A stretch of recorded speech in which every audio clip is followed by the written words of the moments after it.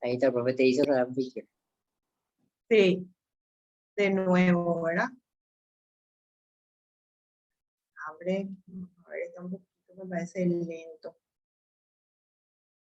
Hace rato me lanzó hacia afuera otra vez, yo creo, porque eh, me parece que salía otra versión de Zoom. Me pedía instalar, pero iba a tardar otra vez, así que igual nomás pude entrar, pero al comienzo me largó, parece, hacia afuera de nuevo. Bueno, vamos entonces a desarrollar lo que se refiere al pensamiento. Cuando hablamos de pensamientos, hay definiciones, ¿verdad? O conceptos que van presentando los diferentes representantes, los diferentes autores estudiosos de este tema. Fui sacando de los diferentes, vamos a decir, de las bibliografías que se utilizan en psicología general, ¿verdad? Entonces decimos que el pensamiento es una realidad compleja en la que intervienen procesos y mecanismos internos. Es una representación interna de sucesos que consiste en una manipulación interna de símbolos. Y también otros lo definen como una serie de habilidades, procesos o funciones relacionados con el razonamiento, la formación de conceptos o la solución de problemas. Entonces, vemos que el pensamiento es un proceso superior que tiene que ver con el razonamiento y es lo que nos hace diferentes, también dicen algunos, de los animales, ¿verdad? Hay algunas características eh, del pensamiento que van seleccionando y los hace diferentes, vamos a decir, a los otros procesos, como la ambigüedad, la complejidad, la complejidad que tiene que ver con el proceso mismo, ¿verdad? Eh, Hay una serie de funciones y de interacciones que se dan, eh, que hace justamente, lo hace un proceso superior.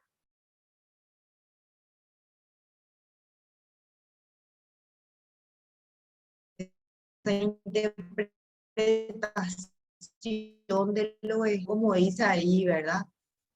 Eh, es más allá una representación interna de lo que sucede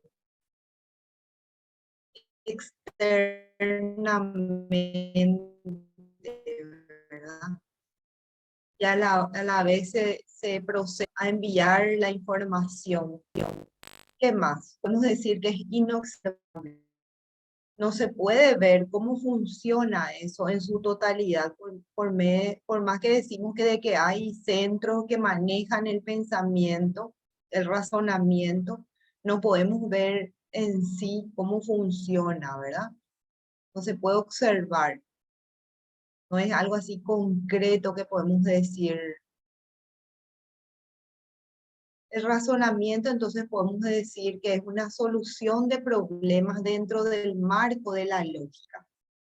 A través del razonamiento podemos solucionar problemas que tienen que ver con la vida y que eso es, decíamos, es lo que nos hace diferentes de los animales, una capacidad propia del ser humano.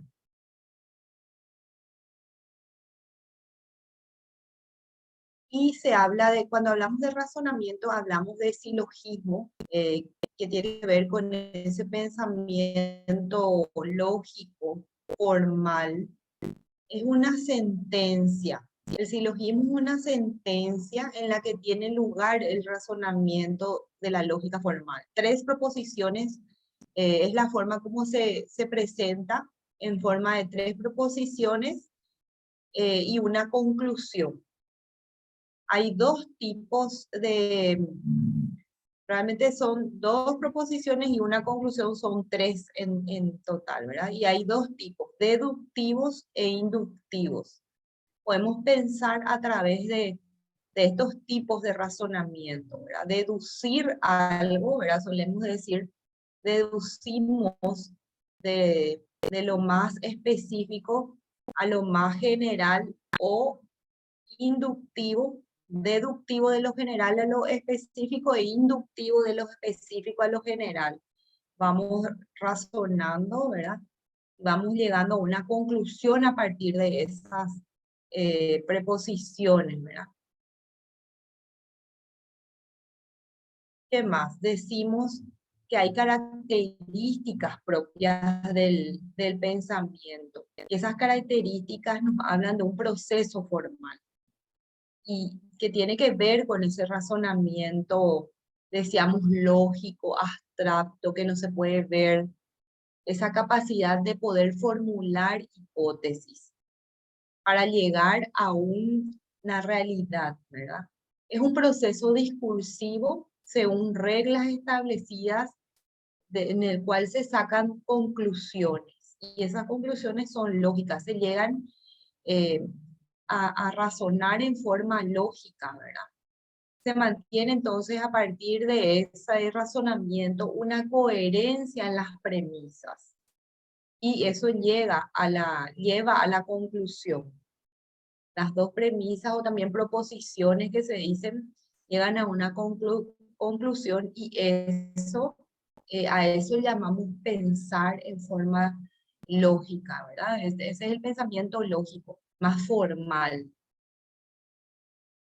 Y Piaget, ¿verdad? Piaget era el estudioso representante de la escuela cognitiva, que a través de su teoría se comenzó a hablar de lo que es el pensamiento y cómo se va desarrollando a través de las diferentes etapas evolutivas. Entonces su teoría explica los diversos niveles del proceso de adquisición del conocimiento o desarrollo cognitivo. Supone la existencia de una capacidad, entonces, continuamente en crecimiento, esta capacidad eh, que, que se va dando, ¿verdad? Y esa capacidad se va desarrollando en una secuencia ordenada, y que eso incluye, vamos a decir, las etapas evolutivas van pasando, y ese pensamiento se desarrolla según esas etapas evolutivas, y por eso se habla de una secuencia en forma ordenada. Él plantea esa secuencia. Piaget es interaccionista en el sentido de que tiene en cuenta el intercambio que hay del sujeto con su propio medio, y a través de esa experiencia va construyendo su propio aprendizaje, ¿verdad? Ustedes suelen escuchar el constructivismo, la teoría del constructivismo, que también influyó en el aprendizaje, en las teorías del aprendizaje. O sea, así como eh, también se habla dentro de la psicología evolutiva, también en la psicología del aprendizaje se estudia a Piaget y su teoría debido a la importancia que él le dio al aprendizaje y a las experiencias que va teniendo el sujeto, el niño y luego adolescente, en las primeras etapas, para poder construir su pensamiento, desarrollar su pensamiento a través de esas experiencias de interacción con el medio. Entonces considera al niño, como dice ahí, ¿verdad? Constructor activo de su propio aprendizaje, de su propio mundo cognitivo, más que un receptor pasivo de las influencias del medio. En esa etapa, en esa época de Piaget estaba muy de moda el conductismo, la escuela de gran influencia que consideraba más bien al sujeto como un actor pasivo, ¿verdad? Que recibía nomás, ¿verdad? Y incluso era como una tabula rasa, ¿verdad? Y eh, sin embargo, el Piaget plantea otra cosa, ¿verdad? Y habla de la importancia del sujeto como el mismo ¿verdad?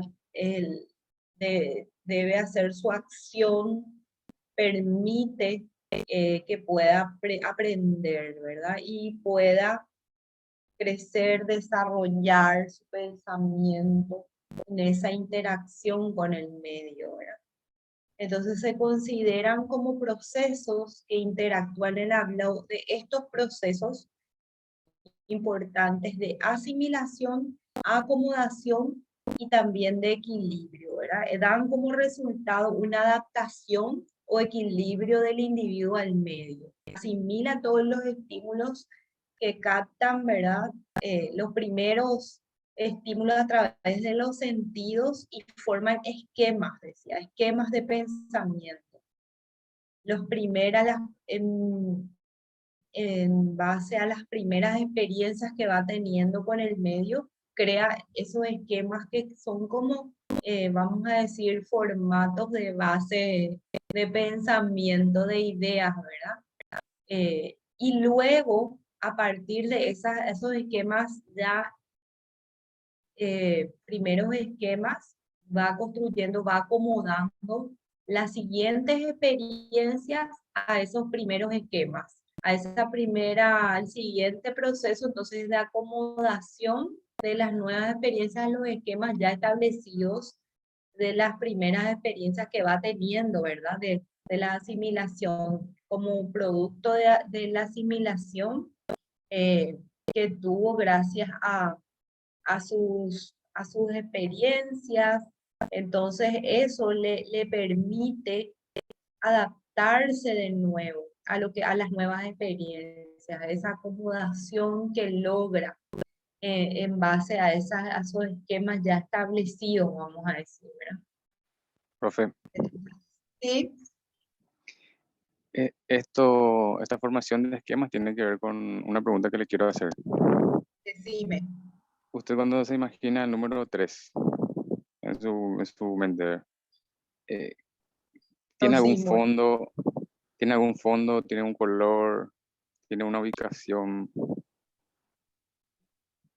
Claro, los números y las letras son, son símbolos y eso se va dando con el tiempo, esa capacidad de, vamos a decir, de interpretar, esa, esa capacidad de simbolizar, aparece, decíamos recién, en la etapa preoperacional, ¿sí? Y de las operaciones concretas incluso habla, ¿se acuerdan en la etapa de desarrollo? Viene después, ¿verdad? Justamente acá en las operaciones concretas a los 7 años aproximadamente, que coincide con la etapa escolar, ¿verdad?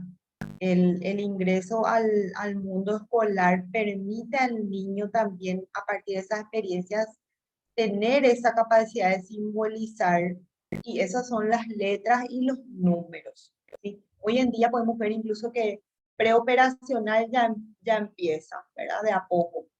Y luego, en la edad de 7 años, realmente está maduro, decíamos, ¿verdad? Se habla de una madurez como para poder darse la escritura, la lectoescritura, y también ahí aparece la simbolización de los números con la lectoescritura. Y más allá de pensar en números, no hay, es algo abstracto, ¿sí? Y que uno va reconociendo y va conociendo y reconociendo luego, ¿sí? Y va asociando la cantidad con el símbolo, ¿sí? Uno va contando y va viendo de forma concreta los elementos que tienen que ver con la cantidad. Y esa cantidad, la noción de cantidad que empieza antes, en la preoperacional, empieza acercándonos y preparándonos para lo que va a ser la simbolización del número 7, por ejemplo, ¿sí? No sé si saben, ¿verdad?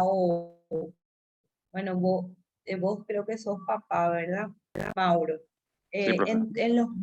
En los niños pequeños, ¿verdad? En el jardín, no sé cuántos años tiene ya tu hijo, 12, 12. no sé, me dijiste ya una vez, creo, Sí, 12, 12. ¿verdad? Sí.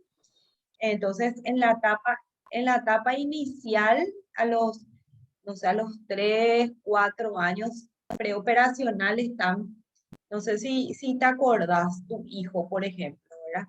Cómo contaba, por ejemplo, contaba cuántas galletitas tiene o cuántos lápices tiene, ¿verdad? Iba teniendo esa experiencia con los elementos concretos que son muy importantes, esos aprendizajes, y que se den en forma concreta a través de los objetos primero, para que el niño pueda interiorizar la noción de cantidad.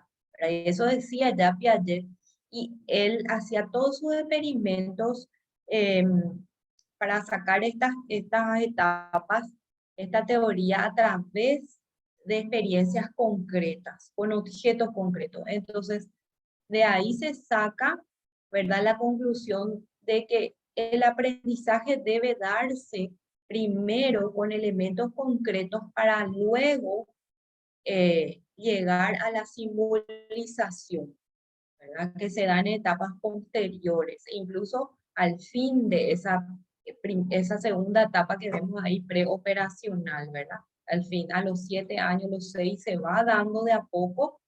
Por eso es muy importante también la estimulación del ambiente, y Piaget hablaba de esa interacción justamente.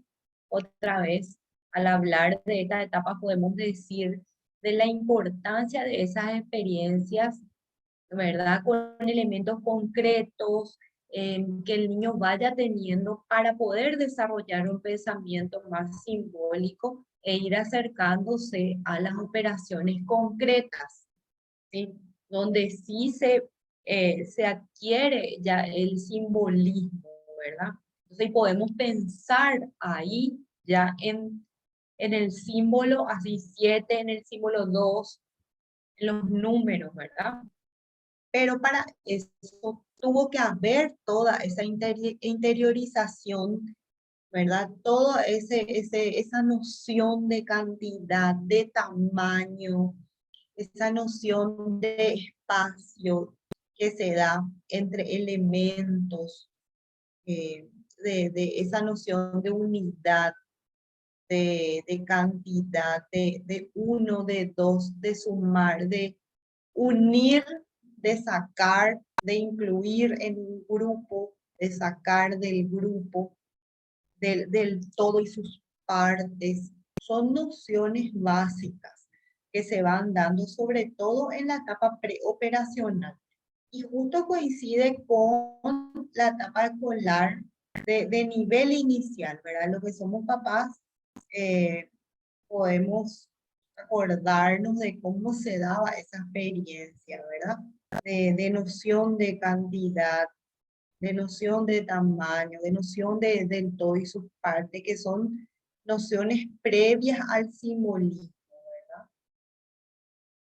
Como una etapa y cómo esas experiencias se van dando, como decía, en orden y en secuencia. Para llegar a las operaciones concretas hace falta que estén bien instalados todas esas nociones que se dan en la preoperacional. Y para que lleguemos a la preoperacional es muy importante que antes el niño, el bebé, ¿verdad?, haya tenido todas las experiencias que se dan en la etapa sensoriomotor o sensoriomotriz, también se le llama, experiencias con los sentidos, con los estímulos, con los colores, también ya se inicia ahí. Entonces, como cada experiencia se va dando de acuerdo a su edad y se va construyendo una etapa sobre otra en secuencia y en orden, para poder llegar a las siguientes etapas, ¿verdad? No sé si van entendiendo, no sé si responde a tu pregunta, Mauro. Sí, completamente, profe. Muchas gracias. Cómo eso explica también los aprendizajes que vamos teniendo, e incluso de operaciones formales, ¿verdad? Que es el razonamiento lógico formal, como dice su nombre, ¿verdad? Es el pensamiento más abstracto que realmente se logra en la última etapa de las operaciones formales, ¿verdad?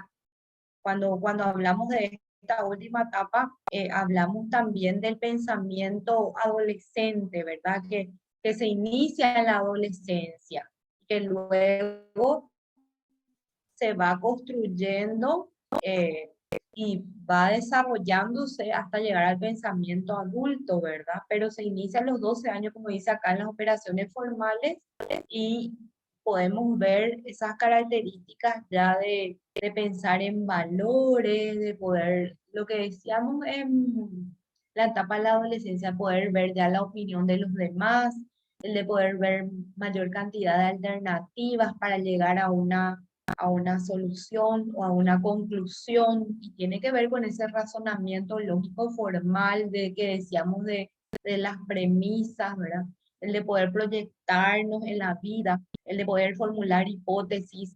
Si es así, si sucede esto, podemos llegar a lo otro, o a lo siguiente, ¿verdad? Podemos a través del pensamiento ver mucho más allá de la experiencia concreta actual, ¿verdad? Que un niño más pequeño no puede hacer. Un niño en la etapa preoperacional, por ejemplo, piensa mucho en el aquí, en el ahora, en el momento y en su propia experiencia y juzga desde su propia experiencia. Sin embargo, en las operaciones formales de los 12 en adelante ya, aunque no haya vivido, puede pensar en un futuro y proyectarse, ¿verdad? Entonces, hablamos del desarrollo del pensamiento ya más maduro, más adulto, vamos a decir, que se inicia en esta etapa, pero sigue desarrollándose en la vida adulta. ¿Alguna pregunta?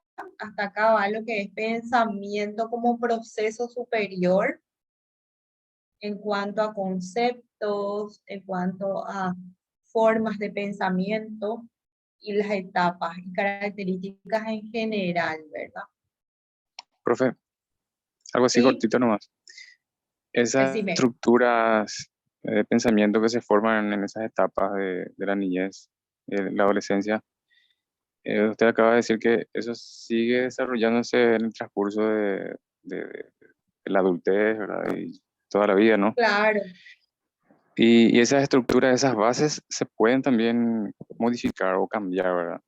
Si es que, por ejemplo, en una etapa de la niñez uno no tuvo el suficiente estímulo como para, no cerró, no completó o por cuestiones familiares, problemas, no completó, digamos, se puede eso corregir, ¿verdad? claro, es Porque hay personas que dinámico. dicen, ay, yo por ejemplo, o sea, dicen, ya no me Ujú. entra más eso, ya no puedo más cambiar, ya así soy, o sea, escucho mucho esas frases así que ya no pueden cambiar, ya no le da a su cerebro, cosas así, ¿verdad? Por eso la pregunta.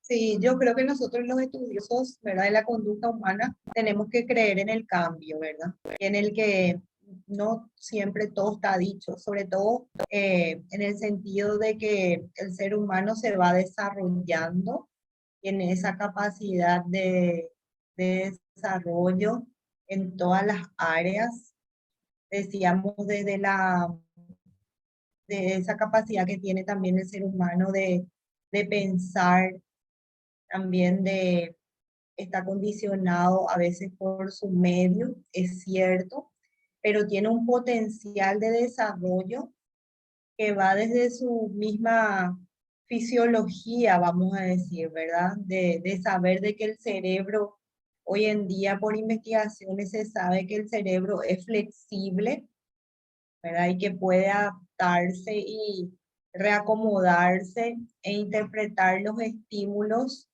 que va recibiendo y responder también a ellos, ¿verdad? Entonces, yo creo que el potencial humano es infinito, ¿verdad? Evidentemente hay más posibilidades de desarrollo si los estímulos son más variados, si el sujeto recibió todos los estímulos del ambiente, eso posibilita que alcance el máximo potencial, ¿verdad? Eh, pero eso es un sinfín de potencial, vamos a decir, puede recibir a lo largo de la vida, ¿verdad? Sin límites para poder desarrollarse, a no ser de que tenga, incluso en casos de personas que han sufrido alguna lesión cerebral, ¿verdad? Y se puede hablar de limitaciones a nivel fisiológico, ¿verdad? A partir de esas lesiones. Pero incluso en esos casos se ve que igual se va desarrollando, igual van superando incluso esas limitaciones, ¿verdad? Entonces una persona sana, una persona que puede continuar a lo largo de la vida y ir desarrollándose en todas sus áreas. El que quiere puede cambiar y aprender nuevas habilidades, O sea, desarrollarse y crecer, ¿verdad? depende mucho a través de la actitud de la persona, del optimismo, de su carácter, de su formación, o sea, de otros factores que le impulsen para crecer, para desarrollarse. Exactamente. Justamente eso que decís, no creo que pueda más. Ese tipo de pensamiento puede ser una limitante, ¿verdad? Un obstáculo para justamente crecer y poder cambiar, por ejemplo, en diferentes áreas, o desarrollarse, o desarrollar habilidades nuevas, ¿verdad? Justamente como decir, la actitud y el decir no puedo, podría ser un obstáculo, ¿verdad? No sé si está respondida también la pregunta. Excelente, profe. Muchas gracias. Bueno, vamos a continuar como proceso también de pensamiento, como proceso cognoscitivo. Tenemos la atención. Acá yo tengo un material.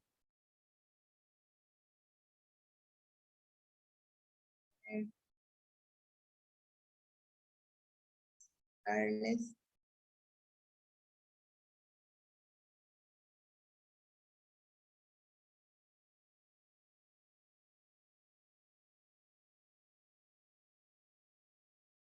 Otro proceso cognoscitivo que es muy importante para el aprendizaje y para esas experiencias que tenemos, los estímulos entran, decíamos, a través de los sentidos y aprendemos y tenemos nuevas experiencias a través de ese contacto con los estímulos externos, pero es muy importante para aprender y conocer la atención, el poder focalizarnos en un estímulo para poder captar mejor y guardar esa información.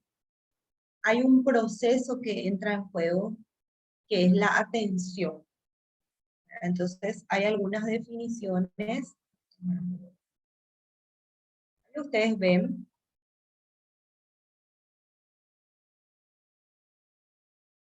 Ahí. Entonces, podemos decir que la atención es la capacidad que tiene alguien para entender las cosas o un objetivo, tenerlo en cuenta o en consideración, en centrarnos en un objetivo. También algunos hablan que es el mecanismo central, ahora lo define Tudela en 1992, como un mecanismo central de capacidad limitada cuya función principal es controlar y orientar la actividad consciente del organismo conforme a un objetivo determinado. Yo tengo un objetivo y capto esa información centrándome en ese objetivo, que puede ser un estímulo, ¿verdad? Del medio, un objeto concreto, una situación también.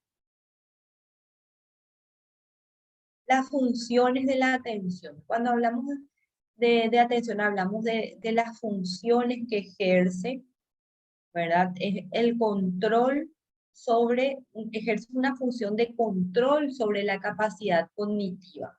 Activa el organismo ante situaciones novedosas y planificadas o insuficientemente aprendidas.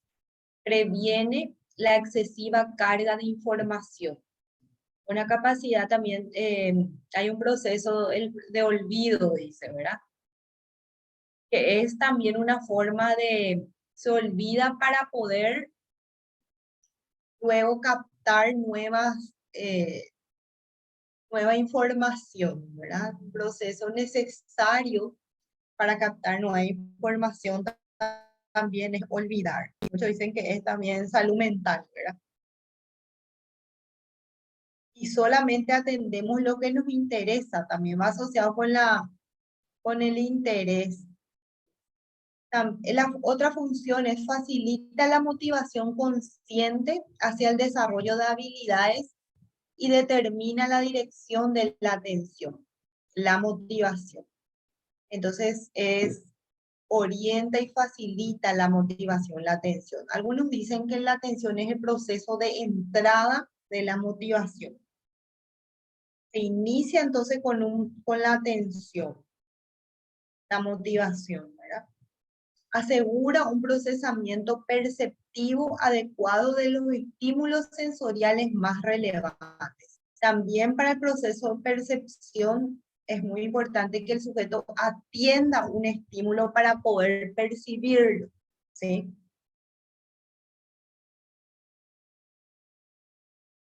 Los tipos de atención.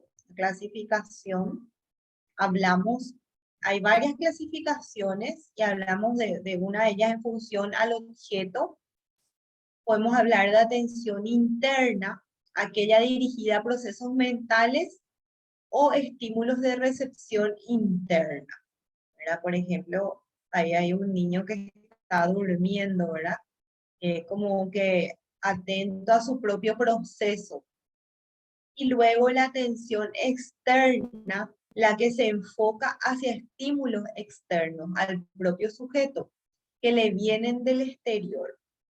Es la más simple de imaginar y practicar y consiste en fijar nuestra atención en cualquier estímulo con fuente, dice, en algo que nos aparece, algún objeto, o por ejemplo si nos fijamos en la mariposa, ¿verdad? Entonces vemos que podemos atender y ver y percibir diferentes cualidades, por ejemplo, de la mariposa gracias al proceso de atención.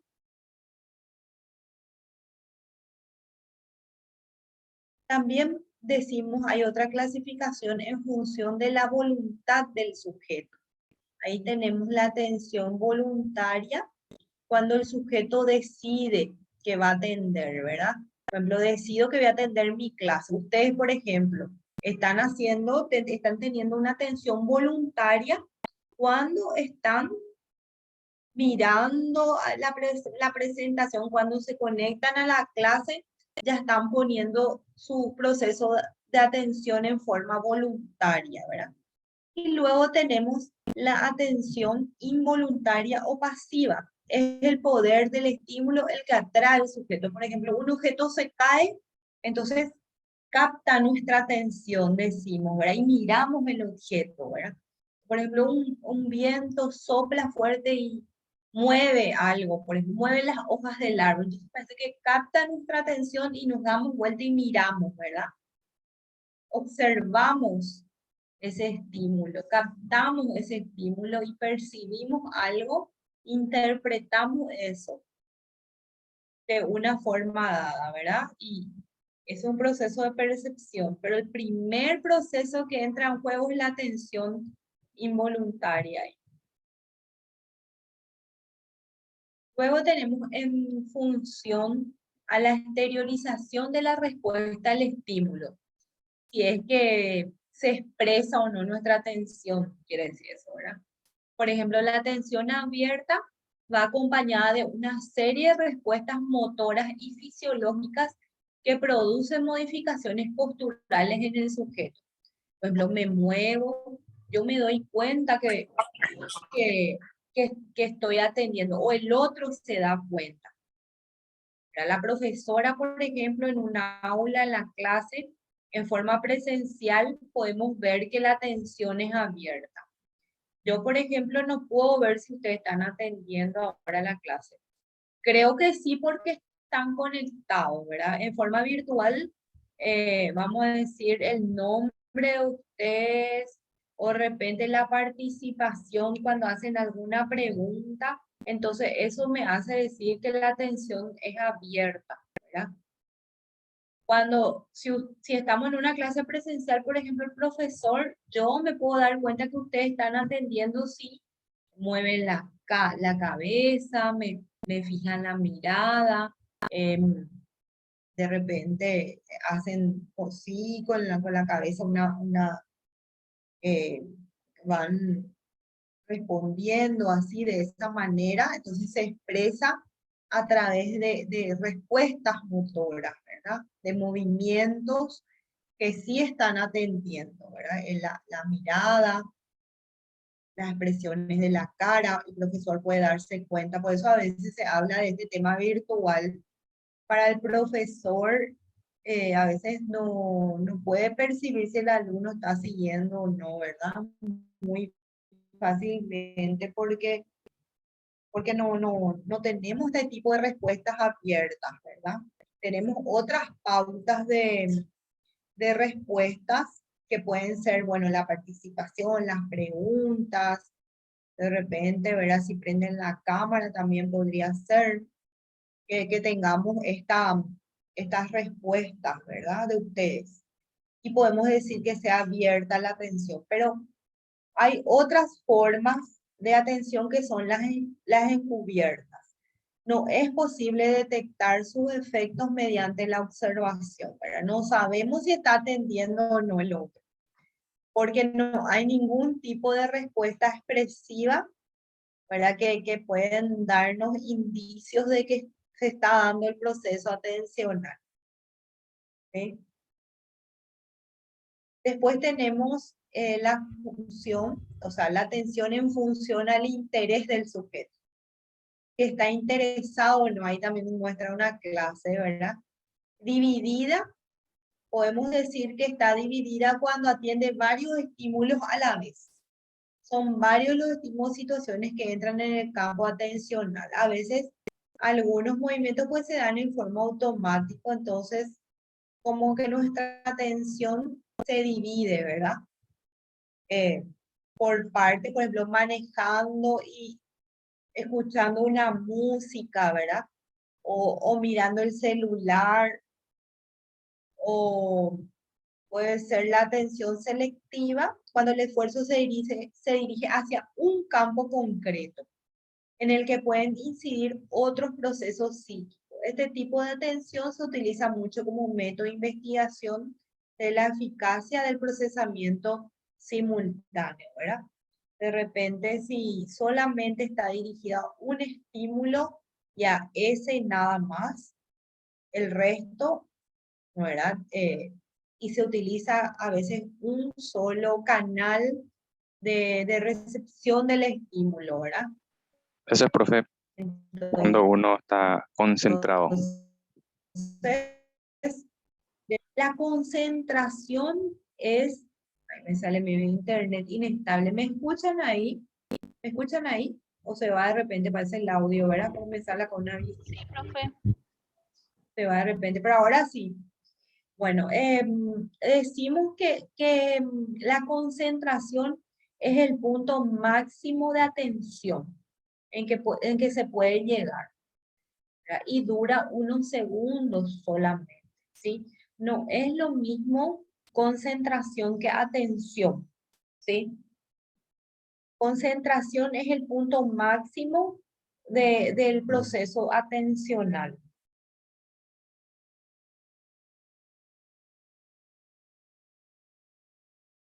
Después también podemos decir que llamamos atención y le ponen el nombre según el estímulo llegue a alguna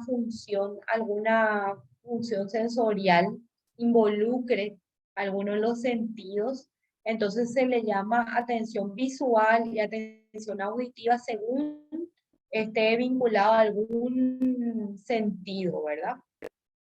Entonces, una y otra están en función de la modalidad sensorial a la que se aplique y de la naturaleza del estímulo. La atención visual está más relacionada con los conceptos espaciales, mientras que la auditiva tiene que ver con los parámetros temporales.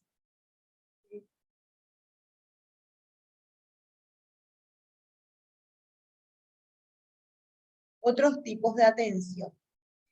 La atención como proceso siempre fue muy estudiado por los teóricos, incluso asociado a, como decían, a otros procesos perceptivos, también motivacionales, ¿verdad?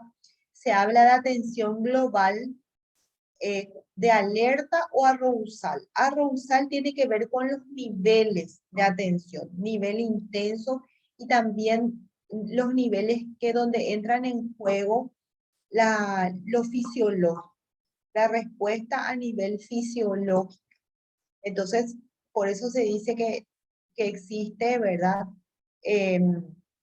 Alerta o un nivel de, vamos a decir, de captación de lo fisiológico, ¿verdad? Ahí entra en juego el sistema reticular activador, que es un centro en el cerebro donde se asocia la información. Entonces, si se lesiona esa parte, entonces es muy difícil responder a los estímulos del ambiente.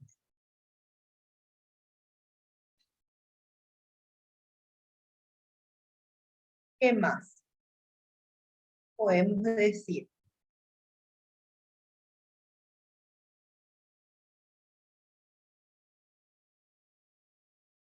Mi atención está dividida. De repente, cuando no atendemos algo, ¿qué pasa? Se pierde la información. Profe,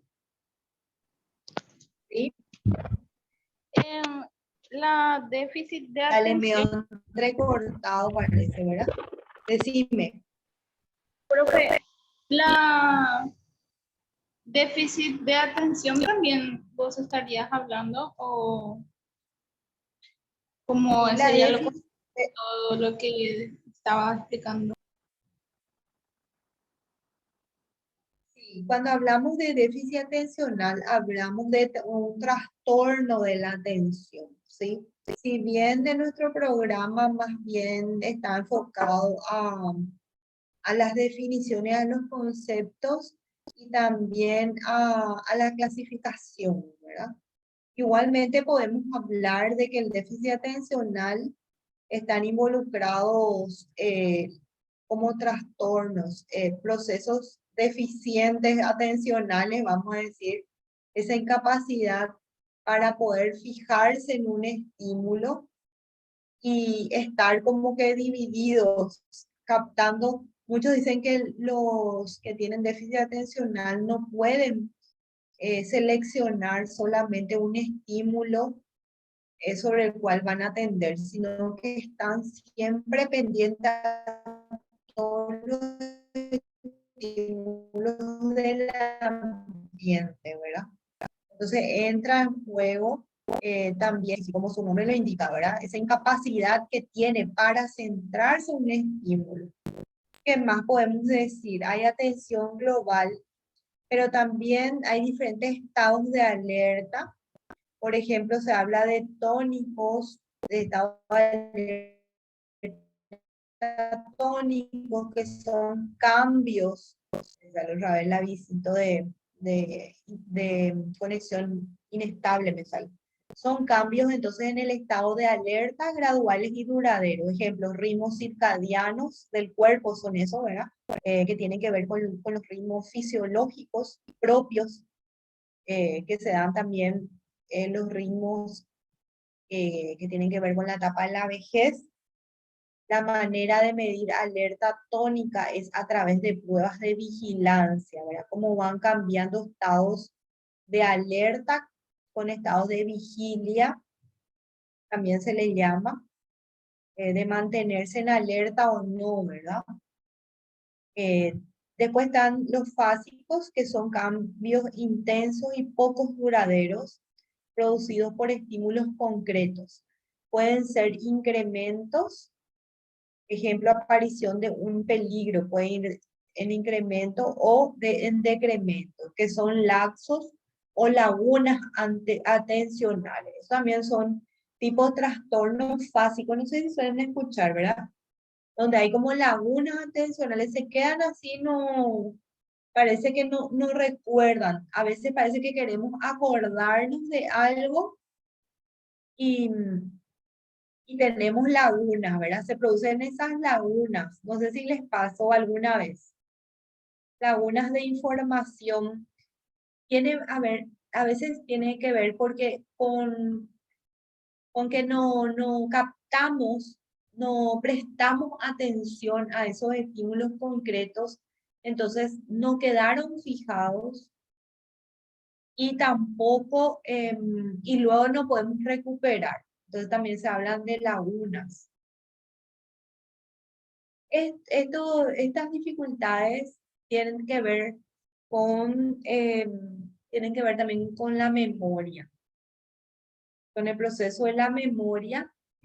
Y la memoria, la atención también es un proceso inicial de la memoria, proceso de entrada de información a la memoria, vamos a decir, para que se produzca el siguiente proceso cognitivo, que es la memoria, de captación de la información, retención y luego recuperación de esa información. No sé si está claro. ¿Me pudieron escuchar seguir? Sí, profe.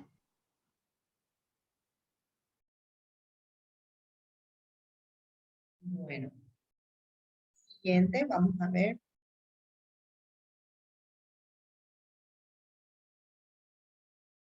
Cuando nosotros atendemos algo, un estímulo que es de nuestro interés, decimos de que está nuestra atención siendo sostenida, ¿verdad? En un tiempo, ustedes por ejemplo cuando están atendiendo la clase, están teniendo una atención sostenida en el tiempo, ¿verdad? Puede ser que esa atención sostenida se esté dando con pequeños momentos o tiempos de descanso, ¿verdad? O de receso entre periodos de atención sostenida, porque generalmente son pocos los momentos, los tiempos de atención sostenida, no son muy largos, ¿verdad? Entonces, como dice ahí, la atención sostenida proporciona programas apropiados de trabajo, ¿verdad? Y descanso. De trabajo es en el momento que se está atendiendo. Y luego de descanso. Y proporciona una variación durante la tarea. Durante una tarea X, uno puede atender por un lapso de tiempo. Atención, atención, atención al estímulo. Y luego tiende a decaer esa atención, lo que decíamos, como se decae y se descansa, y luego otra vez uno vuelve a atender, ¿sí? Eso es como que se da en una secuencia normal, ¿verdad? Entre sostenida y luego descanso, ¿verdad? Atención sostenida, un lapso de descanso y luego de nuevo se inicia esa atención sostenida. Entonces, esta atención sostenida incrementa la posibilidad de detención de la señal, ¿verdad? De los estímulos que vienen también, tiene que ver con eso. Reduce la incertidumbre de cuándo y dónde aparecerá la señal, proporciona entrenamiento adecuado al observador para clarificar la naturaleza de las señales y mejora la motivación enfatizando la importancia de la tarea que se lleva a cabo. Claro, mientras que muy asociado está la atención sostenida al interés también y a la voluntad, ¿verdad? Tiene relación con la otra clasificación que vimos antes, ¿verdad? Una atención sostenida es posible muchas veces si al sujeto le interesa el estímulo y también pone de él su voluntad, ¿verdad? Por eso se habla también de entrenamiento, se puede entrenar a que la atención sea más sostenida.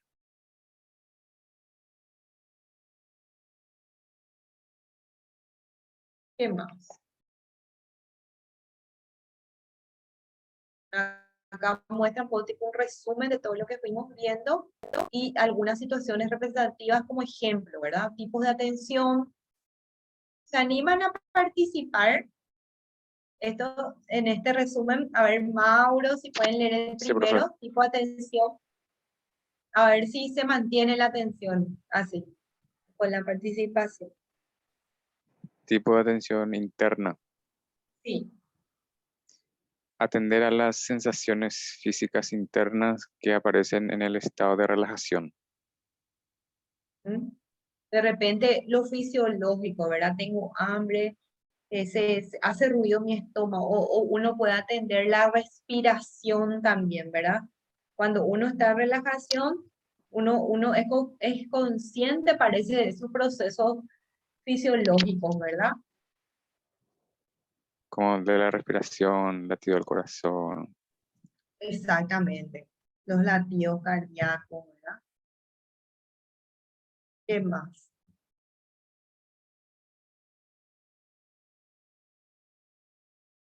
Siguiente, puede leer Marcia. Podemos así hacer por turno. Sí. Externa.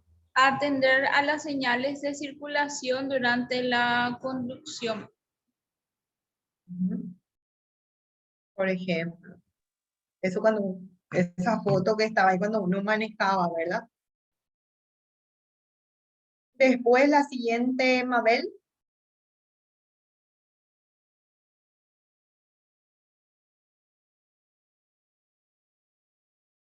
Mabel, ¿estás ahí? No, anda tú, no pusiste algo en el chat. Estoy saliendo de tu trabajo. Ah, bueno, está dividida entonces la atención, ¿verdad? Podemos decir el proceso atencional cuando está puesta en varias cosas. Siguiente, Mauro, entonces. Sí, profe. Voluntaria activa. Prestar atención a la lección magistral del profesor, como en su caso, profe. Claro, así mismo cuando. La involuntaria pasiva. Orientarse hacia un sonido estrepitoso que proviene de fuera del aula, inmediatamente después de escucharlo. Eso que decíamos, de repente se cae algo, algún objeto, o ladra el perro, ¿verdad? O explota Famoso una cuando bomba. explota una bomba, escuchamos la ambulancia pasar, ¿verdad? Parece que capta nuestra atención. Luego, Marcia. Sí. Abierta. Girar la cabeza hacia hacia la fuente de ruido de la situación anterior. Eso cuando se expresa. Encubierta, tratar de escuchar la conversación del grupo que tenemos a nuestro lado discretamente. Orientamos nuestra atención, pero no resulta observable. Es interno nomás, toda nuestra atención, ¿verdad? Trato de que el otro no se dé cuenta que le estoy atendiendo, ¿verdad? No hay ninguna expresión, no podemos observar expresión de atención en ese caso. Bueno, Mauro otra vez, dividida. La dividida, realizar un trabajo en el ordenador, escuchando la radio y esperando a que la secadora acabe su proceso. O sea, varias actividades a la vez. Exactamente, así mismo. Tipo Mabel, ¿verdad? Que está escuchando la clase, está saliendo su trabajo, o a lo mejor, no sé, está caminando, va a ir a un lugar, o está volviendo a su casa, ¿verdad? Entonces como que está en varias actividades, entonces su atención está puesta en varias actividades. La selectiva focalizada. Atender a una persona que habla en un ambiente ruidoso. Es como que más nos enfocamos en, o acusamos el oído para atender Seleccionamos. mejor. Así mismo, seleccionamos, como su nombre lo indica, seleccionamos qué estímulo vamos a atender, ¿verdad? El siguiente. Visual especial, parte de la atención implicada al ver una película. Por ejemplo. Ajá. Tiene que ver con los sentidos, con el sentido de la vista, vamos a decir. Con las imágenes, con todo lo visual. El siguiente. Auditiva temporal, atención implicada a la escucha de la radio. Todo lo que tiene que ver con lo auditivo, ¿verdad? Con lo que se puede captar a través del sentido de la audición. El siguiente. La global, grado de arousal, activación en el sujeto recién salido del coma, sostenida, trabajo de un controlador aéreo, es un buen ejemplo. Este arousal son los niveles de atención. De activación. Sí, los niveles de activación fisiológico. Lo que entra en juego en el momento de la atención. Pero que tiene que ver con los procesos fisiológicos, ¿verdad? Hay algo más me escribe que estoy en un boom lleno, siendo específicos, dice. Estás atendiendo, entonces a veces muchos estímulos, ahí puso Mabel, ¿verdad?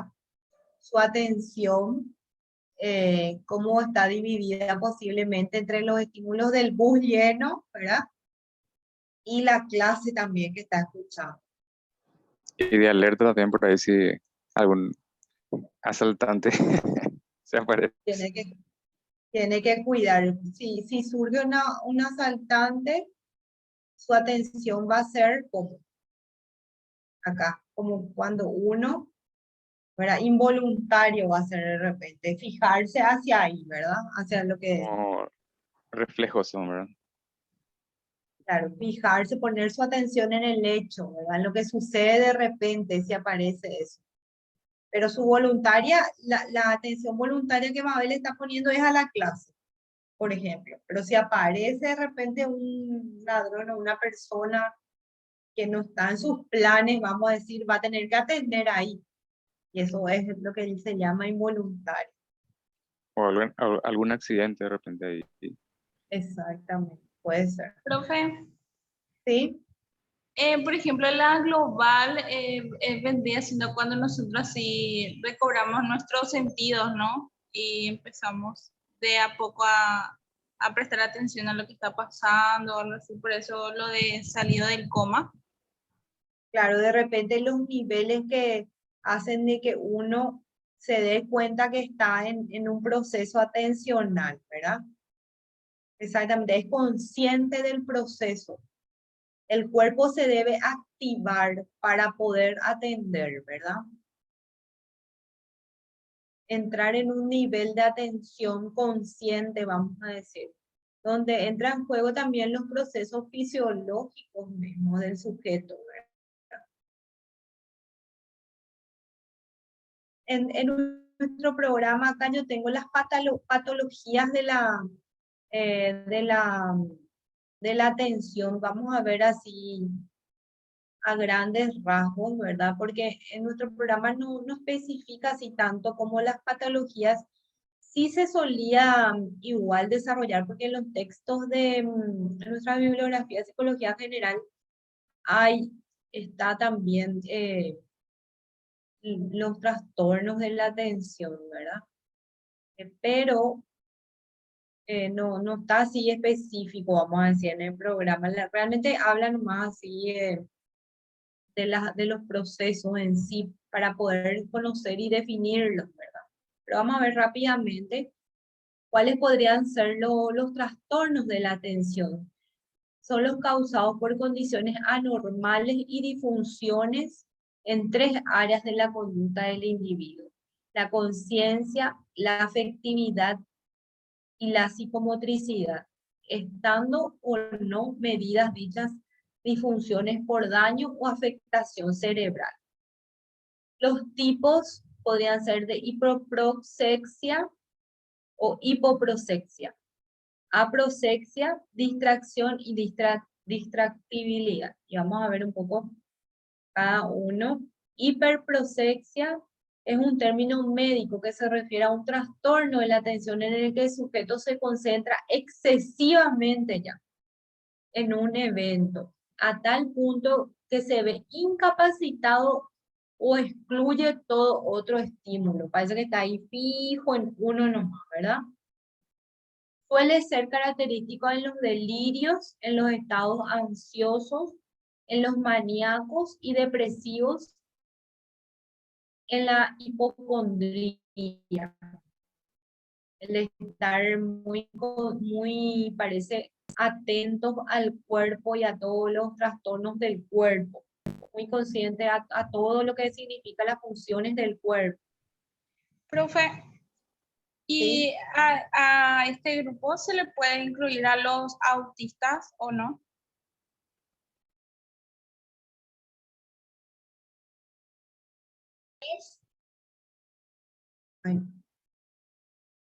Sí, a los autistas, decías, de lo que están, de repente puede ser que estén ellos muy atentos a algo propio, puede ser, depende de qué tipo sería, ¿verdad?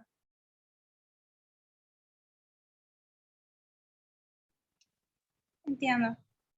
Hipoprosexia, se trata de una constante fluctuación de la atención que pasa de un objeto a otro sin que pueda fijarse especialmente en ninguno. Esto también tiene que ver más o menos con los niños, justamente que estuvimos diciendo, ¿verdad? Déficit atencional. El individuo es incapaz de enfocar, fijar y mantener concentrada la atención hacia un objeto y se presenta, por ejemplo, en pacientes ansiosos, depresivos, niños hiperactivos y casi todos los déficits de la conciencia, ¿verdad? Está entre muchos estímulos, ¿verdad? ¿Qué más? Podemos ver aproxexia, supone la reducción máxima de la capacidad atentiva y puede observarse principalmente en estados de agitación y estupor, ¿verdad? Entonces no supone entonces una reducción, no puede atender nada, ¿sí? No hay atención porque viene la A siempre es cuando hay ausencia de atención, porque está en otro estado que le es difícil atender, ¿verdad?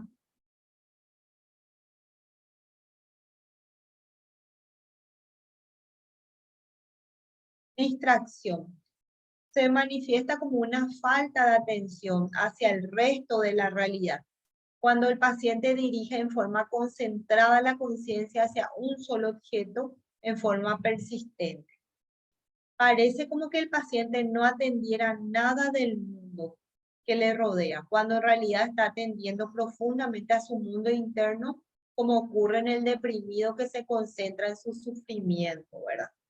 Está en su propio mundo, ¿verdad? Distraído en otras cosas. Esto es lo que más se da en los trastornos del desarrollo, como los del espectro autista, ¿verdad? De repente puede estar distraído también en sus propios juegos, en su propia conducta repetitiva, ¿verdad? Entonces no puede atender otros estímulos que vienen cuando uno le habla, ¿verdad? No puede atenderte, no puede atender. Más bien tiene que ver con esto. ¿Qué más? La distraibilidad. Distraibilidad. Consiste en la aparición de cambios bruscos de la atención, de una inestabilidad acusada de la capacidad atencional. La atención se focaliza poco tiempo y en muchos estímulos. se traduce a un nivel motor en una continua agitación, por ejemplo, en movimiento, ¿verdad? Siendo siendo uno de los rasgos centrales del síndrome hipercinético o hiperkinético, también se le dice infantil, o los niños hiperactivos, ¿verdad? Esta parece muy pendiente a todos los estímulos de su medio y no se centra en nada específico.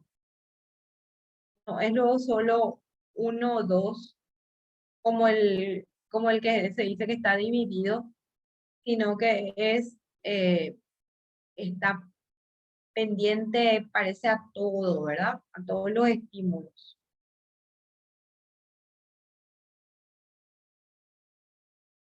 Acá hay un meme, ¿verdad? Proceso de atención. ¿Qué queremos? Un remedio contra nuestro déficit de atención. ¿Cuándo lo queremos? Mirar un perro. Entonces, un meme del proceso de atención. Es muy importante atender qué proceso cumple el cerebro. Claro, hay estructuras mentales, estructuras cerebrales que son centros donde se produce este proceso atencional. Y hay esos centros que están implicados en el proceso atencional son la formación reticular, que ya habíamos dicho, el sistema reticular activado, el folículo superior es tálamo, giro cingulado, lóbulo posterior, que está acá atrás, la parte trasera del cerebro, y lóbulo frontal, que está acá, la parte más de adelante. El razonamiento, también el pensamiento lógico, se dice que está en la parte del lóbulo frontal, donde se procesa la información para poder razonar, y también hay algunos procesos atencionales que se dan en esa zona, vamos a decir, del cerebro. Acá un poco muestra lo que es la formación reticular, dónde están, no sé si llegan a ver el dibujo bien, dónde están esos centros en el cerebro. Se encuentra en el centro del tallo cerebral, acá. ¿Ven dónde está el cursor? Nos ayuda a estar en estado de alerta, nos permite recibir información y atender estímulos del medio en que nos encontramos. No sé si llegan a ver. Y también la palabra que dice ahí formación Sí, reticular. profe. Dice tálamo, hipotálamo, estamos las- hipófisis. Ahí Sale está todo. todo. Hipófisis, cerebro medio es acá. Puente de Barollo o protuberancia anular en esta parte. Y acá está formación reticular. Bulbo raquídeo en esta parte. Folículos superiores, ¿dónde es lo que está eso? ¿Verdad? Decimos, acá está. Y por atrás encargado en el movimiento ocular y de llevar los estímulos externos al campo visual. Son estos corpúsculos, ¿verdad? Que tenemos acá atrás. Es encéfalo. Pedúnculo cerebelar. El cerebelo está acá atrás, ¿no? En esa zona. Por eso a veces cuando uno se golpea, lo peligroso que puede ser golpearse en esta zona posterior del cerebro. Y hacia abajo ya está el cerebelo y todo lo que es el tallo cerebral y todos estos corpúsculos que se encuentran, que son encargados de procesos atencionales. Profe, ¿Sí? ese cuerpo pineal, esa es la zona donde Descartes decía, donde se unía el alma con la materia. Exactamente. Pineal, ¿verdad? Acá. Y todo ese es todo ese cuerpo ahí que se ve es Acá, en estos folículos que dice superior e inferior, acá está, estos, hay como unos centritos así, circulares, donde se llevan los estímulos externos, sobre todo de lo visual. ya. Gracias, profe. El tálamo dentro de esta estructura, pero acá está en lila, no sé si ven ahí. El tálamo, en el centro, se encuentra una pequeña estructura llamada núcleo pulvinar. Probablemente, acá, probablemente regula la atención selectiva en esta zona. Se filtra la información para después ser procesada por otras estructuras. ¿Sí? Tálamo. Giro cingulado. ¿Dónde es lo que está el giro cingulado? Son acá estas parecen unas arrugas, ¿verdad? Pertenece a la corteza cerebral. Participa incorporando un contenido emocional a la información recibida para que de esta manera se pueda dar una respuesta adecuada. Del giro singular, cingulado, o giro de cíngulo también. En esta parte de la corteza cerebral. Hacia arriba, eso es lo que recubre todo el cerebro. Lóbulo parietal. El lóbulo parietal está más arriba, acá atrás, pero hacia arriba. Participa del procesamiento y uso de los aspectos espaciales de la atención. Lo que tiene que ver con la atención, pero en nociones espaciales. Lóbulo frontal, esta parte, de arriba, más arriba del cerebro. La selección atención visual espacial. También se han encontrado conexiones entre regiones frontales, parietales y del cíngulo que podrían participar en la atención dirigida. En esa atención que es donde seleccionamos, ¿verdad? La información y va dirigido a un estímulo particular o específico. Factores, esto también es importante, los factores que determinan la atención. Hay factores internos o endógenos que tienen que ver con el propio sujeto. Por ejemplo, la experiencia, el interés, la motivación, otros procesos que son propios del sujeto. Ahí va a explicar, por ejemplo, explica cada uno trae nuevo. Están los factores endógenos, decíamos, y externos o exógenos. Cuando hablamos de factores endógenos, decimos que son los propios del individuo, ¿verdad? O del sujeto, como les decía. Tiene que ver con las necesidades, las expectativas o el interés del mismo. Y ahí se relaciona esto también con el estado general del organismo, ¿verdad? Si está sano. Por eso es importante también que la salud, ¿verdad? Física y mental, porque eso nos ayuda a tener buena atención, ¿verdad? A que se produzca el proceso atencional. Los hábitos en general, ¿verdad? Que los hábitos en general tienen que ver con los hábitos de sueño, de alimentación. ¿No? Un niño, por ejemplo, ahí hay una foto de unos niños que están atendiendo en la clase.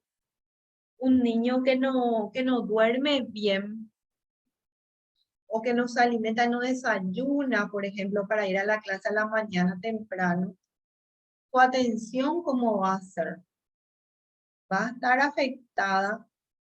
Y decimos que por esos factores endógenos, ¿verdad? Que tiene que ver con los hábitos. Su atención va a estar afectada.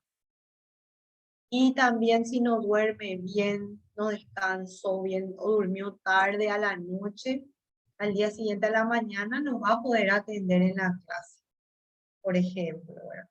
Los intereses personales.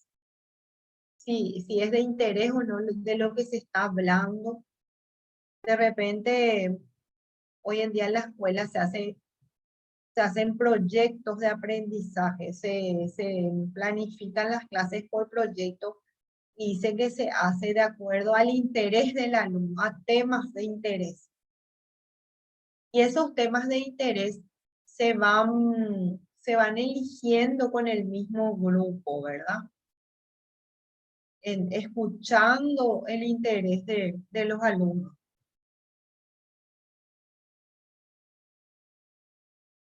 El siguiente, los factores exógenos. Los factores exógenos tienen que ver con los estímulos del medio, ¿verdad? Y sus características, forma, tamaño, color, posición, movimiento, novedad, repetición, intensidad y complejidad.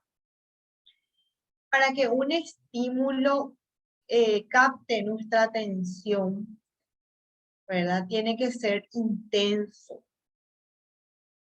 Los estímulos intensos captan con más facilidad nuestra atención.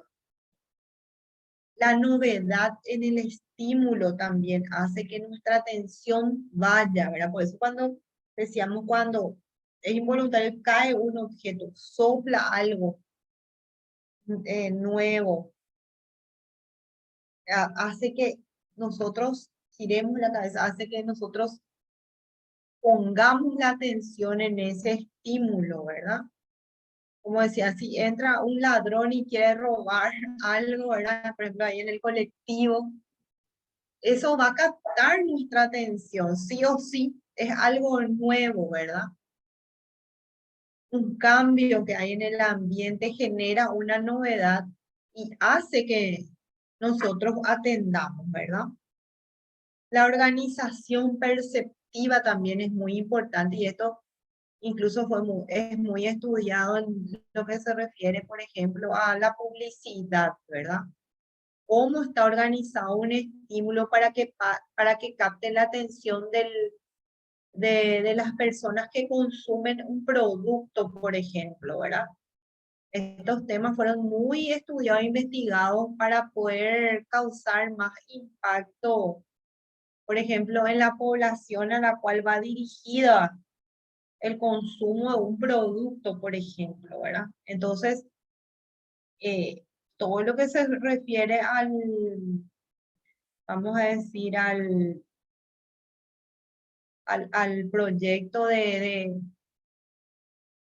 captar la atención del otro, se atendió cómo está organizado los estímulos, el tamaño, la posición, los colores, ¿verdad?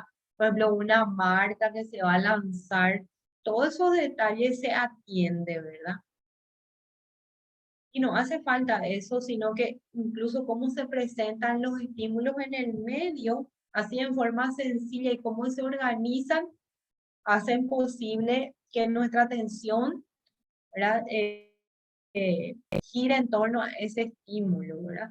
De repente las clases, los profesores para el aprendizaje es muy importante comprender estos factores, sobre todo los exógenos, por ejemplo, en didáctica se estudia, se tiene en cuenta porque como, por ejemplo, una presentación, el tamaño, los colores, mira, esta foto, por ejemplo, ¿verdad?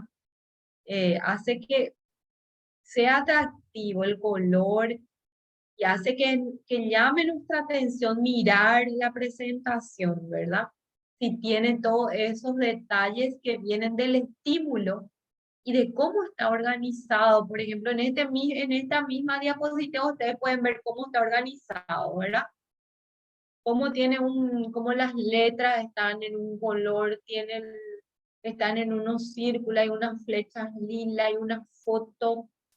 Entonces eso hace posible que se organicen los estímulos de una manera dada que capte nuestra atención, ¿verdad? Y a eso le llamamos factores exógenos.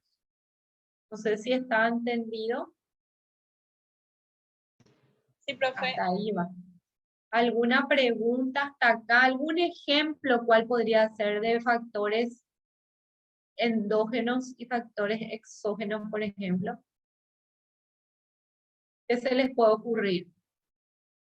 A ver si se les ocurre algo.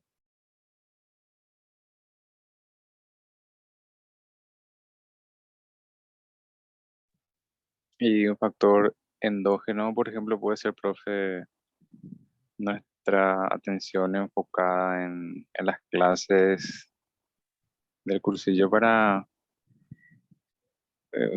para poder ingresar, ¿verdad?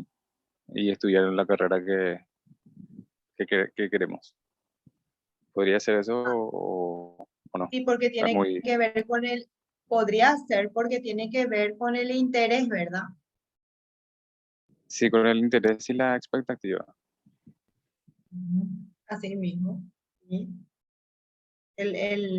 La atención que yo, por ejemplo, veo entre unos alumnos, podemos decir que hay mayor atención y esas atenciones están condicionados por los factores endógenos en alumnos universitarios, más que en alumnos, por ejemplo, no sé, del bachillerato por ejemplo, o de nivel o de tercer ciclo, vamos a decir. Hay diferencias, va a haber en una clase de psicología, por ejemplo, ¿verdad? Porque en los universitarios ya es porque tiene que ver con su carrera, ¿verdad? Con esos intereses y justamente con la expectativa de ingresar, como decir, ¿verdad? Sin embargo, con los alumnos del bachillerato, por ejemplo, que atienden psicología, vemos que hay otros factores que influyen, ¿verdad? Y no atienden, y podemos decir que sí atienden, o podemos decir que se presenta o no la atención, o su atención no es sostenida, podemos decir, ¿verdad? Porque no hay interés, por ejemplo. O sea, ahí vemos cómo influyen estos factores endógenos, ¿verdad? Para que una atención sea sostenida en una población de alumnos y en la otra no, ¿verdad? Entonces analizamos estos factores endógenos. Después, los factores exógenos. ¿Cuáles podrían ser unos ejemplos de factores exógenos?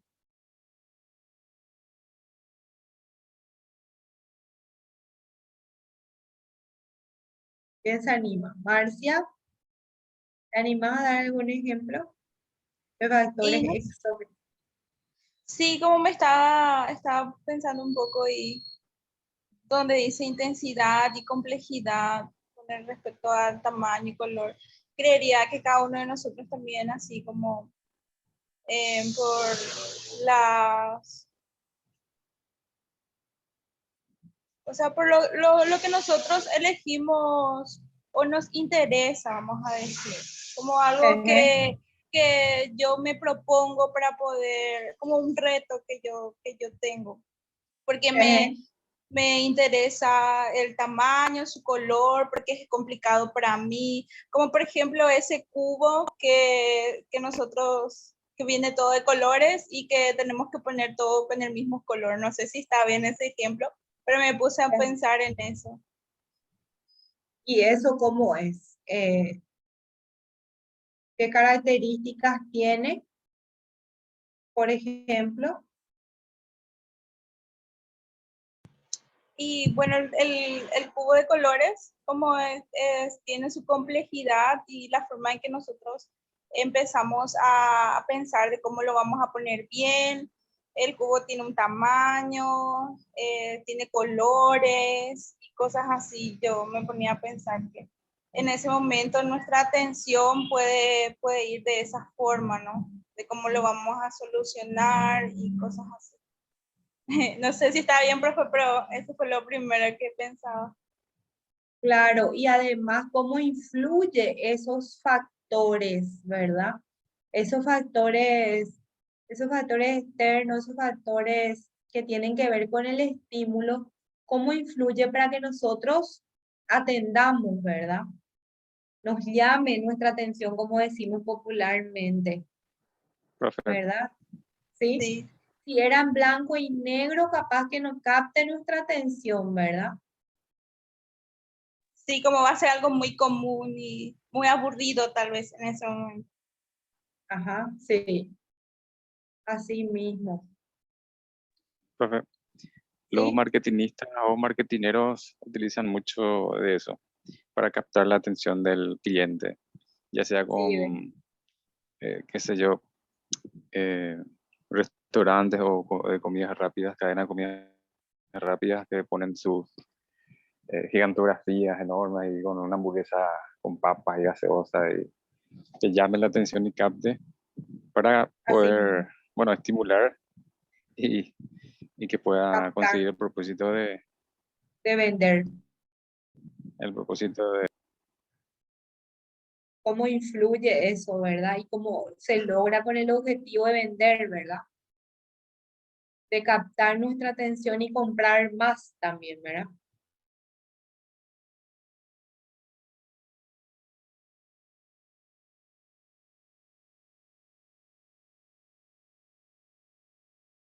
Ahora en este Como que se cuelga de repente, profe. se cuela de repente. Ahí sí se va la señal, me sale lo un avisito. Quiero ver con ustedes un video, cómo también la atención se relaciona con la memoria. Decíamos, la atención es el canal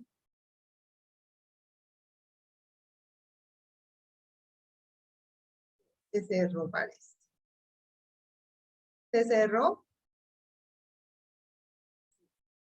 Cortó. No comparte pantalla. Se cortó, parece, ¿verdad? Ahí sí, ahora sí. Ahora. A ver, creí que se cortó. Se va un poquito la atención. Ahí vamos a ver. Ya presentan. Nos dice así, vamos a ver juntos un video que tiene que ver con los procesos cognitivos, cómo se relaciona memoria y atención.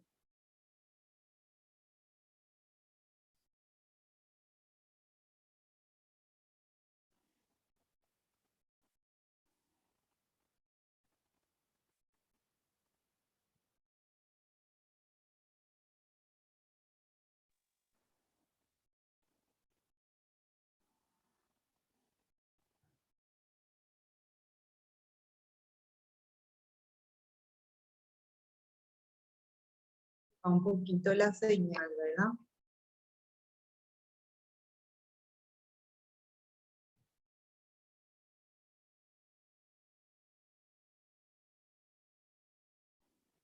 Ahí escuchan, No, profe. ahí escuchan. No, ¿verdad? No se No. escucha el sonido. Acá habla un poco de la memoria y la atención. En la memoria, entonces, hace una comparación cómo se puede observar que la memoria y la atención están relacionadas y son procesos, dice, de importancia ya que a través de ella se logra un conocimiento, entra en ese proceso de conocer el mundo, ¿verdad? Entonces, ya que la atención se inicia en este proceso de la información, permitiendo que luego hayan otros procesos a seguir y guarda esa información que luego se va a ser utilizado, ¿verdad? En el proceso de la memoria. Pero no escuchan luego, ¿verdad? Parece que voy a yo nomás hablarles. No, La profe, ahí la comparación, compañera sugirió que apagues tu micrófono. O sea, apague mi micrófono. y pongas Ah, el no. video. Ah, bueno. A ver, ahí va a salir. Bueno, voy a ver si así. Me dicen ustedes si escuchan o no.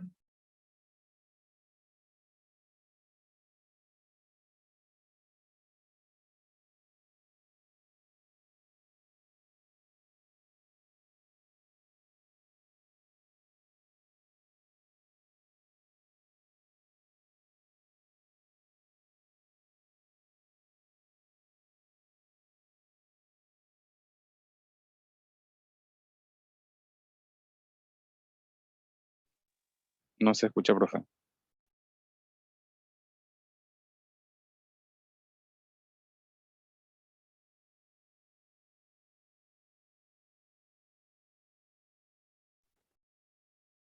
Ahí.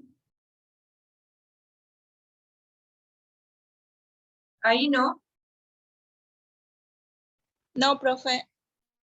Tenemos que ver cómo hay una forma que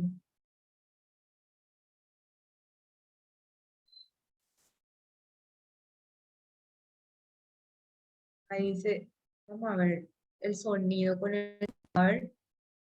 A ver ahí, pero otra vez vamos a probar desde acá. Ayudará a Ahí. comprender conceptos que ayudan a entender sus Sí. conceptos básicos.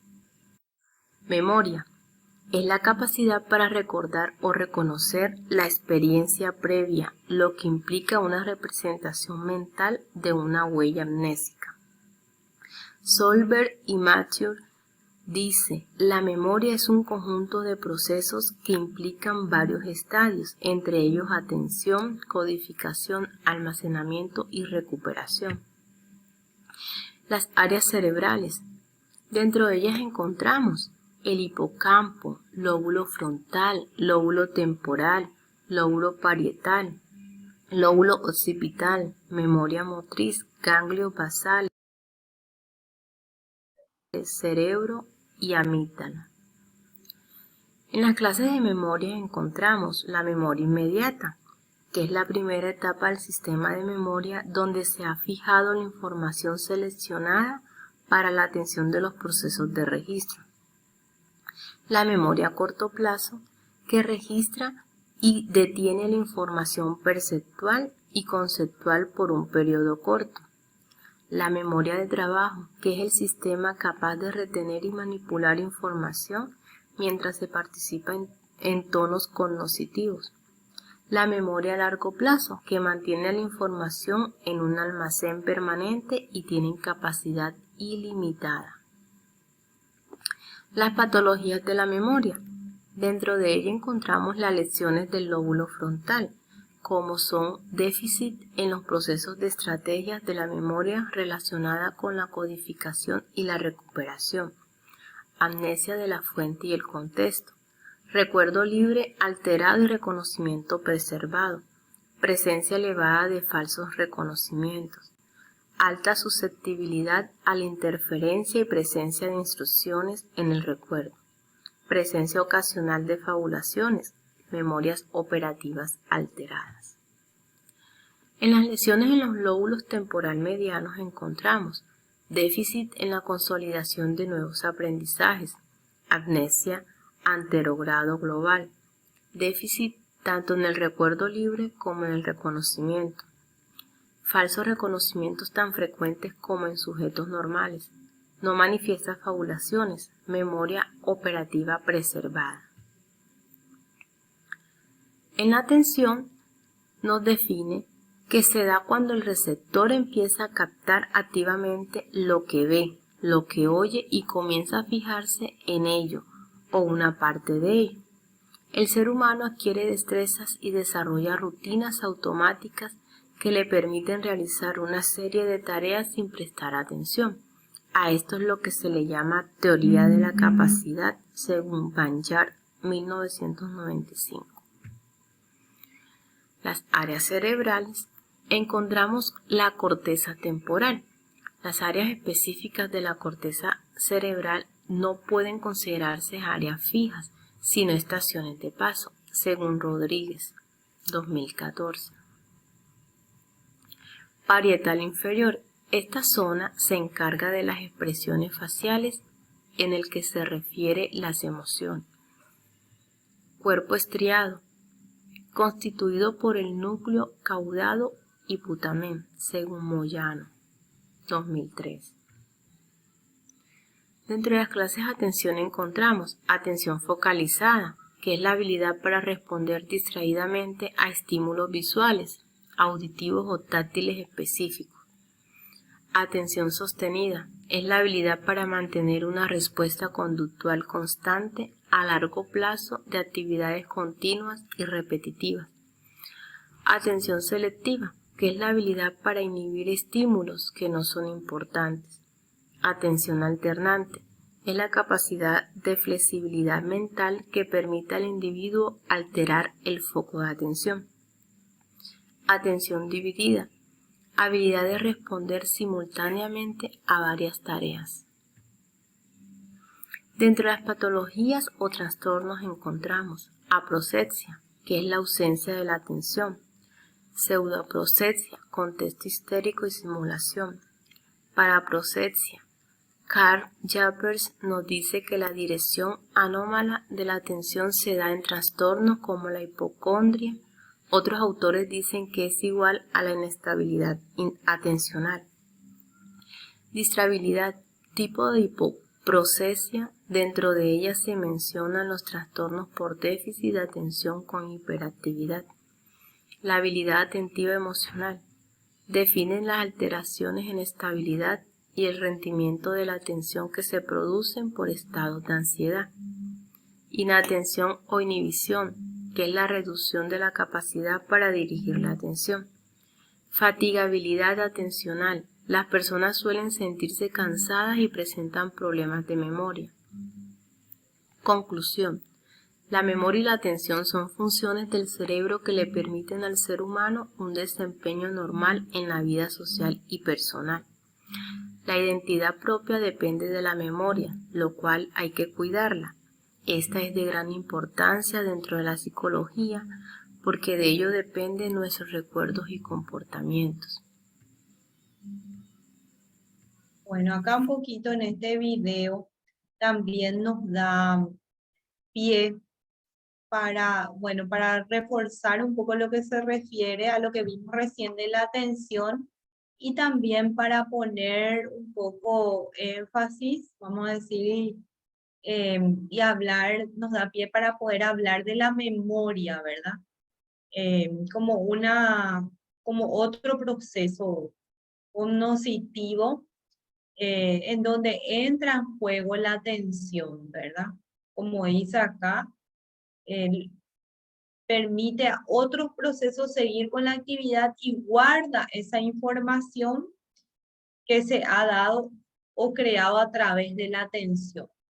El primer proceso que entra en juego es la atención necesaria para que se dé la memoria como proceso, ¿verdad? De información. Y estos dos procesos son necesarios para lograr, dice, un conocimiento. Entonces, hay tipos también de memoria y que ayudan a comprender un poco más cómo se produce este proceso. Decía más adelante, tiene que ver con la permitiéndole a los otros procesos seguir con la actividad y guardar. Juntamente vamos a ver sobre los tipos de memoria y las clases. Tiene que ver también con, en el siguiente, acá vamos a ver, con cómo se produce conceptos que este ayudan proceso, a entender ¿verdad? sus conceptos básicos. Vale, el siguiente acá. Memoria. Acá está la definición que dicen algunos autores de Solver y Matter. La memoria es el conjunto de procesos que implican varios estados, entre ellos la atención, codificación, almacenamiento y recuperación. Así se produce este proceso de memoria, ¿verdad? La asimilación del estímulo, vamos a decir, la entrada del estímulo a través de la atención, la codificación, el almacenamiento y luego la recuperación de esa información primeramente captada. Esta es una de las definiciones igualmente. La primera que dice que es la capacidad para reconocer o recordar la experiencia previa, lo que implica una representación mental de un objeto, dice, o de una huella mnésica también. Algunos dicen así, van a encontrar en los textos de psicología. Entonces acá nos presenta dos definiciones, por eso me gustó también, vamos a decir, este video, para poder un poco hablar de este proceso de memoria como esa capacidad para reconocer o recordar la experiencia propia. Es la capacidad para recordar o reconocer la experiencia previa, lo que implica una representación mental de una huella amnésica. La memoria es un conjunto de procesos que implican varios estadios, entre ellos atención, codificación, almacenamiento y recuperación. Las áreas temporal, lóbulo parietal, lóbulo occipital. Muy parecidas que las que tienen que ver con la atención también. Entran en juego, ¿verdad? Incluso las áreas otras áreas también, los ganglios basales y las amígdalas entran en juego, además de las que entran en el proceso de atención. Y las clases. Esto también Que es la primera. vemos los diferentes tipos de memoria, ¿verdad? De acuerdo a cómo se producen a corto o a largo plazo. La memoria de trabajo es la que se encuentra constantemente en el momento presente, manipulando la información, ¿verdad? Mientras que están los otros procesos también activados. La de corto plazo es la que registra y retiene la información perceptual y conceptual por un periodo corto y se utiliza constantemente. Y luego está la de largo plazo, que mantiene esa información como en un almacén y luego se recupera eso permanentemente y tiene una capacidad ilimitada. Cuando uno quiere, entonces vuelve a tener esa información y decimos que ahí actúa la memoria a largo plazo. Entonces la memoria inmediata tiene que ver con ese sistema de memoria donde se ha fijado la información seleccionada para la atención de los procesos de registro inmediato, lo que se usa a corto plazo también. Cómo tiene que relación esta de inmediato y a corto plazo y también la de trabajo llamada de largo plazo. Se relacionan esos dos tipos, ¿verdad? La inmediata con la de corto plazo y la de trabajo con la de largo plazo. ¿Sí? Por eso están puestos así. Y bueno, hasta acá entonces llegamos con los procesos cognitivos, ¿verdad? ¿Alguna pregunta hasta acá en memoria? Esto último, algo que quieran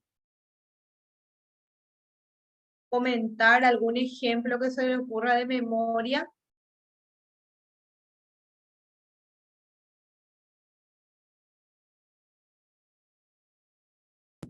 Hablando de memoria, profe, Sí. muchísima información, términos nuevos que estamos Viendo. aprendiendo, ¿verdad? Eso tendríamos que saber, así como estudiamos una parte de anatomía. Es muy importante hacer un glosario, lo que yo les había dicho anteriormente, ¿verdad? Hacer un glosario de las palabras nuevas que van dando también por unidad, ¿verdad? Y a la vez tener su propio, ir resolviendo las respuestas, haciendo de los cuestionarios que les voy dando al término de una unidad y tener entonces a partir de ahí sus propios resúmenes, ¿verdad? Porque está el material donde también está desarrollado todo, pero a la vez ustedes mismos poder hacer su propio resumen les va a ayudar a fijar, como dice ahí, el proceso de memoria, cómo se va dando, ¿verdad?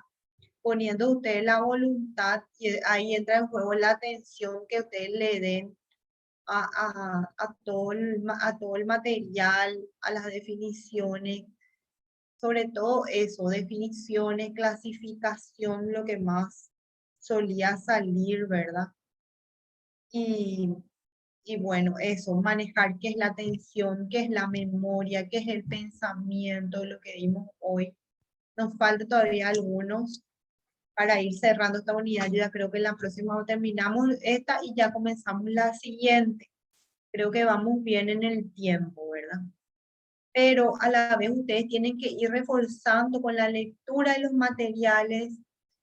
¿Para qué? Para que se les quede esa información y no solamente sea, como dice ahí, a corto plazo, sino que pase a largo plazo y ustedes el día del examen puedan recuperar esa información que hoy estamos dando, ¿verdad? Pero para eso ustedes tienen que llevar más allá de a corto plazo la información y eso se logra a través, muchas veces, bueno, un método investigado y estudiado hace años, el tema de la repetición, ¿verdad? La repetición a través de diferentes estrategias para poder registrar esa información y almacenar. Por ejemplo, leyendo, después escribiendo, haciendo sus resúmenes, luego leer de los resúmenes, haciendo su glosario propio y definiendo esas palabras que les parecen novedosas, que les parecen nuevas, a veces son en cada unidad, ¿verdad?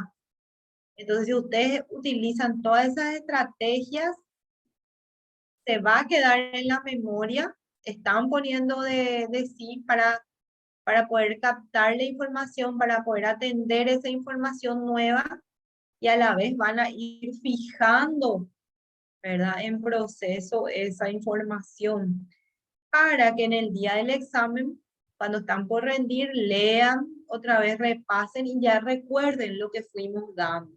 Ya traigan nomás la información que quedó ahí almacenada, ¿verdad? Esa es la idea. No sé si queda más claro. ¿Qué me Súper, profe. preguntan? Vamos a hacer eso. Sí, profe. Yo creo que así sí o sí van a lograr. Los videos también ayudan mucho a entender más, vamos a decir. Volver a ver los videos, ¿verdad? De las clases. Sí. O capaz, qué sé yo, una unidad que tal vez te gustaría que se te explique por medio de algún dibujo o algo así. A mí personalmente me ayuda mucho para Los entender o videos. recordar. Y los videos también, ¿verdad? Sí, Podemos, por ejemplo, desarrollar toda la información porque eso queda pues en palabras. Bueno, las diapositivas ayudan, pero después reforzamos otra vez con un video, por ejemplo, como vimos hoy, y entonces eso parece que uno se acuerda. Los que son más visuales, sí o sí van a recordar mejor, parece, con los videos, ¿verdad? Y con los gráficos, como vos decís. sí, profe. Y siempre también se habla que si los estímulos llegan por varios sentidos, ¿verdad? Por varios canales, vamos a decir auditivo, visual, después también escribiendo, que se, bueno, eso es visual también. Entonces eso hace Motriz de también. que, ¿cómo? Y sensorio motriz también. Y visual. Motriz, exactamente. Se combinan. Eso hace entonces que se quede mejor registrado, ¿verdad? Vamos a hacer eso de hacer un videíto siempre, explicar la información, después reforzar otra vez con algún video, con imágenes. Eso es muy importante. Sí, Nos profe. vemos. Muchas Bueno, gracias, vamos a profe. dejar acá entonces y nos vemos la próxima clase, el próximo miércoles. Gracias, profe. Chao, Bueno, Chao, chao. profe. hasta Hasta luego, que entonces. estén bien. Vamos a sacar el video.